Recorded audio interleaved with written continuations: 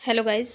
Pedagogy के unit first का understanding the learner का ये सेकंड पार्ट है। अगर आपने फर्स्ट पार्ट नहीं देखा है एमसीक्यूज तो वो आप देख लीजिएगा, डिस्क्रिप्शन में आपको लिंक मिल जाएगा।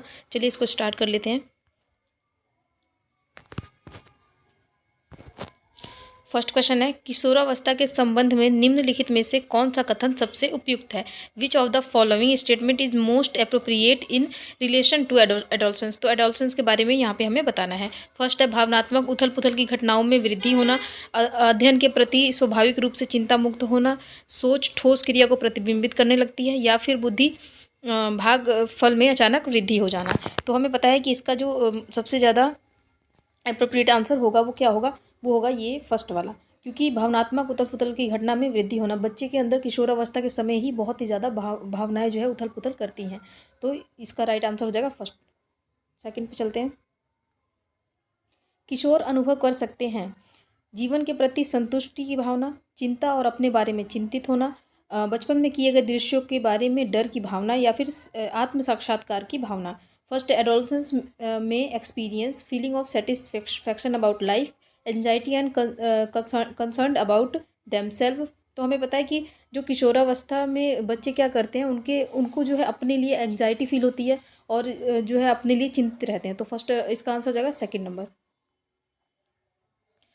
क्वेश्चन नंबर थर्ड देख लेते हैं। निम्नलिखित में से कौन सा सूक्ष्म गति कौशल का उदाहरण नहीं है? तो सूक्ष्म गति कौशल के बारे में आपको एक चीज़ पता होगी कि दो तरीके के कौशल होते हैं। एक तो होता है सूक्ष्म गति कौशल और एक होता है फाइन मोटर स्किल और एक होता है ग्रॉस मोटर स्किल। तो फाइन मोटर स्किल में जो है हमारी जो छोटी छोटी हड्डियाँ मिलकर जो काम करते हैं वो वाली चीज़ें आती हैं, और जो ग्रोस मोटर स्किल होती है उसमें जो बड़ी मसल्स का यूज़ करते हैं वो आता है। जैसे साइकिल चलाना, तो ये क्या हो गया? बड़ी मसल्स का यूज़ हो गया। अभी इसमें हमें बताना है कि छोटी मसल्स का यूज़ कहाँ पर होता है। पहला है, यहाँ पे होगा होपिंग, मतलब कि फुदकना। सेकंड है रनिंग, थर्ड है राइटिंग या फिर क्लाइंबिंग। तो हमें पता है कि चढ़ना, अगर फुदकेंगे हम तो पैर हमारे बड़े मसल्स का यूज़ होगा, चढ़ने में भी बड़े मसल्स का यूज़ होगा, दौड़ने में भी बड़ी मसल का यूज़ होगा। लेकिन जो हमारी जो ये राइटिंग है, लिखना, इसमें क्या होगा? इसमें हमारे सूक्ष्म गति कौशल, मतलब कि हमारी छोटी छोटी मसल्स का यूज़ होता है। तो इसका हमारा सबसे सही आंसर हो जाएगा राइटिंग। नेक्स्ट क्वेश्चन, संकल्पनाओं व्यवस्थित प्रस्तुति विकास के निम्नलिखित किस सिद्धांत के साथ संबंधित है? सिस्टमैटिक प्रेजेंटेशन ऑफ कंसेप्ट में be related with which of the following principle of development? मतलब हमें बताना है कि जो सिस्टमैटिक डेवलपमेंट है वो किस में आता है। पहला है, student develop at different rate, development is relatively orderly, या फिर डेवलपमेंट लीड्स टू ग्रोथ, या development proceed for heteronomy and autonomy. तो हमें पता है कि जो सिस्टमैटिक डेवलपमेंट है वो एक ऑर्डर में चलता है, यानी ऑर्डर क्रमिक चलता है। क्रमिक का मतलब ये हो गया कि जैसे कोई बच्चा है तो उस बच्चे का पहले सिर बनता है, तो सभी बच्चों का पहले सिर ही बनता है। ऐसा नहीं कि किसी का पहले हाथ बन जाएगा या किसी का पहले पैर बन जाएगा। तो इसी कहते हैं कि क्रमिक, यानी कि क्रम में चलना। तो इसका हमारा सबसे सही आंसर होगा, वो होगा थर्ड वाला, सॉरी सेकेंड वाला। नेक्स्ट क्वेश्चन पे आ जाते हैं। मानव वृद्धि एवं विकास की समझ शिक्षक को डैश के योग्य बनाती है। यदि एक शिक्षक को ये पता चले कि मानव का विकास कैसे होता है और उसकी बुद्धि कैसे डेवलप करती है, तो जो शिक्षक है वो उसको ये किस चीज़ में मदद करेगा? पहला है, शिक्षण के समय विद्यार्थियों के संवेग और उनके ऊपर नियंत्रण बनाए रखना। सेकंड है, विविध शिक्षार्थियों के शिक्षण के बारे में स्पष्टता। थर्ड है, शिक्षार्थियों को यह बताने की कि वे अपने जीवन में कैसे सुधार कर सकते हैं, या फिर निष्पक्ष रूप से अपने शिक्षण का अभ्यास कराना। तो यहाँ पे सबसे सही जो आंसर होगा हमारा वो सेकंड वाला होगा, क्योंकि अगर किसी शिक्षक को ये चीज़ पता चले कि वृद्धि विकास कैसे होती है मानव का, तो उसे ये समझ में आएगा कि जो अलग अलग जो टीचिंग मेथड है उसका उपयोग वो कैसे कर सकता है। तो इसका सबसे सही आंसर यही होगा। नेक्स्ट क्वेश्चन पे आ जाते हैं। डैश के अतिरिक्त निम्नलिखित सभी तथ्य संकेत करते हैं कि बच्चा कक्षा में संवेगात्मक और सामाजिक रूप से समायोजित है। तो कौन सा हमें ये बताते हैं कि जो बच्चा है वो इमोशनली और सोशली जो है क्लास में समायोजित है। पहला है, हम उन साथी सॉरी यहाँ पे आएगा हम उम्र साथियों के साथ मधुर संबंधों का विकास करना, या चुनौतीपूर्ण कार्य पर ध्यान केंद्रित करना और उन्हें दृढ़तापूर्वक करते रहना। थर्ड आता है, क्रोध और हर्ष दोनों को प्रभावी रूप से प्रबंधित करना। और सबसे लास्ट आता है, हम उन साथियों के साथ प्रतियोगिता पर दृढ़तापूर्वक ध्यान केंद्रित करना। हम उम्र आएगा यहाँ पे, हम उनकी जगह पे, सॉरी थोड़ी सी मिस्टेक हो गई है। तो यहाँ पे सबसे सही आंसर जो होगा वो होगा सेकंड वाला, चुनौतीपूर्ण कार्य पर ध्यान केंद्रित करना और उन्हें दृढ़तापूर्वक करते रहना। ये बताता है कि जो बच्चा है वो क्लासरूम में संवेगात्मक और सामाजिक रूप से समायोजित है। नेक्स्ट क्वेश्चन पे आ जाते हैं।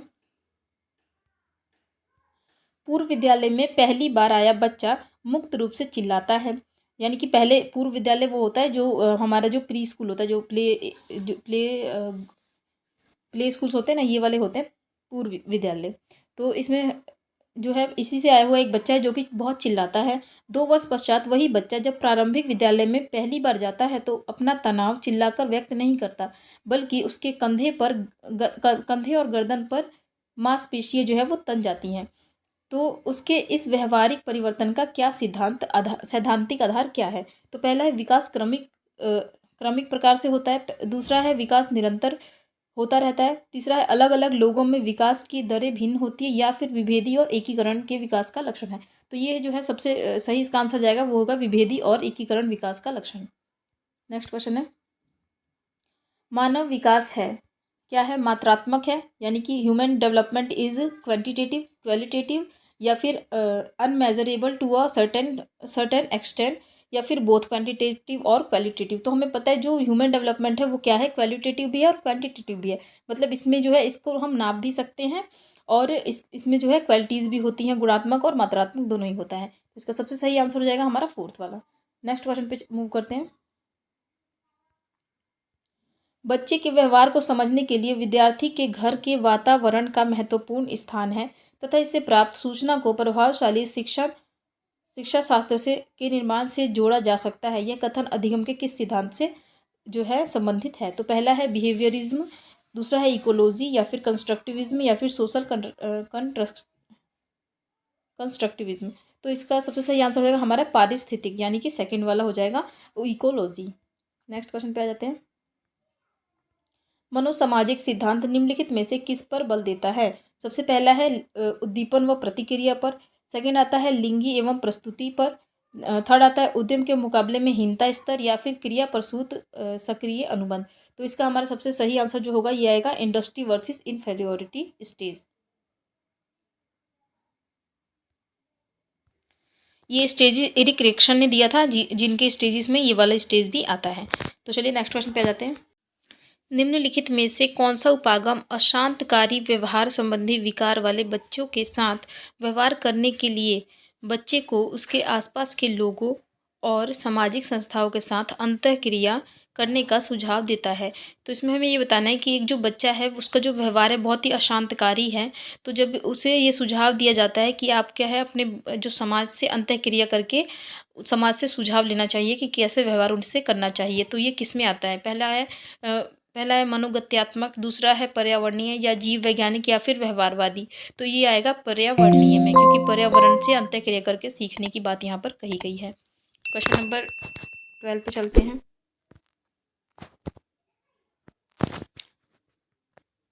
निम्नलिखित में से कौन सा बच्चों के संवेगात्मक विकास के लिए सर्वाधिक उपयुक्त है? यानी कि इमोशनल डेवलपमेंट के लिए कौन सा वाला सबसे सही होगा, ये हमें बताना है। अध्यापकों की कोई भी सहभागिता नहीं है, क्योंकि यहाँ पर माता पिता का ये कार्य जो है वो माता पिता का है। दूसरा है कक्षा कक्ष का नियंत्रित परिवेश, और तीसरा है कक्षा कक्ष का आधिकारिक परिवेश, और लास्ट वाला है कक्षा कक्ष का प्रजातांत्रिक परिवेश। तो इसमें आ जाएगा जो बच्चे का संवेगात्मक विकास के लिए सबसे ज़्यादा उपयुक्त जो होगा वो होगा प्रजातांत्रिक परिवेश, जो कि होता है डेमोक्रेटिक क्लासरूम। इसमें बच्चे को अपनी बात रखने का भी अवसर मिलेगा, प्रश्न पूछने का भी अवसर मिलेगा, तो यही सबसे ज़्यादा सही होगा। तो नेक्स्ट क्वेश्चन में मूव करते हैं।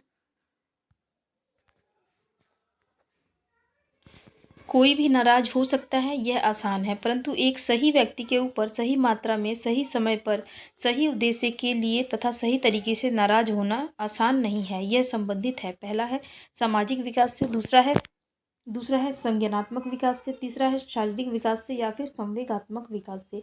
तो मतलब यहाँ पर इमोशंस को कंट्रोल करने की बात कही जा रही है, जिसमें कि ये बताया जा रहा है कि जो हमें एक किसी व्यक्ति पर हम नाराज़ तो किसी पे भी हो सकते हैं, लेकिन कहाँ पर कितनी मात्रा में किस पर नाराज़ होना चाहिए ये हमें कब कैसे पता चलेगा? तो ये कौन से किस में आता है? ये आता है सॉरी सामाजिक में, ये आता है इमोशनल डेवलपमेंट में, यानी कि संवेगात्मक विकास में। तो इसका सबसे सही आंसर जो हो जाएगा वो हो जाएगा फोर्थ वाला। चलिए नेक्स्ट पे आ जाते हैं। निम्नलिखित में से कौन प्रारंभिक बाल्यावस्था की अवधि के दौरान उन भूमिका एवं व्यवहारों के बारे में जानकारी प्रदान करते हैं जो एक समूह में स्वीकार्य है।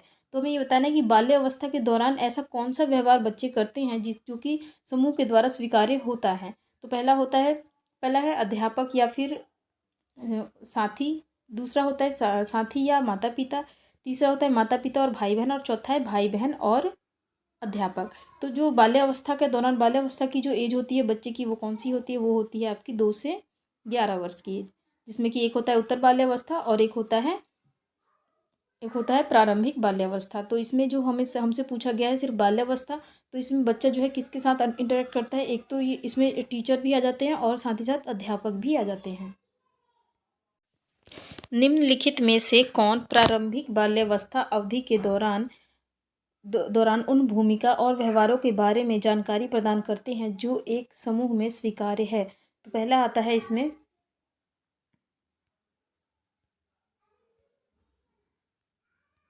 सबसे पहला है अध्यापक और साथी, दूसरा है साथी एवं माता पिता, तीसरा है माता पिता और भाई बहन, और चौथा है भाई बहन और अध्यापक।